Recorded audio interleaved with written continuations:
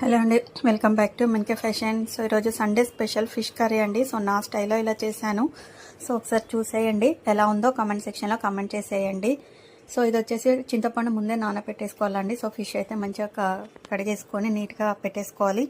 So oil పోసేసి జీలకర్ర ఆవాలు వేసేసుకొని నెక్స్ట్ పచ్చిమిర్చి ఆనియన్స్ ఇవన్నీ వేగాక సో నెక్స్ట్ వచ్చేసి అల్లం వెల్లి పేస్ట్ వేసానండి. నెక్స్ట్ వచ్చేసి పసుపు వేసాను.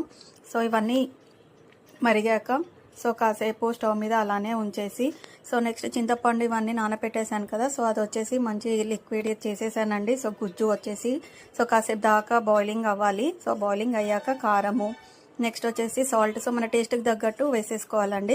సో ఇది కొంచెంసేపు ఎక్కువసేపు మరిగితే మనకి టేస్ట్ అనేది చాలా బాగా వస్తుంది మీకు. సో ఇది మరిగాక నెక్స్ట్ వచ్చేసి మనం ఫిష్ వేసేసుకోవాలండి. ఫిష్ వేసాక ఫిష్ కూడా కొంచెం మరిగాక కొత్తిమీర వేసేయాలి. అండ్ నెక్స్ట్ వచ్చేసి గరం మసాలా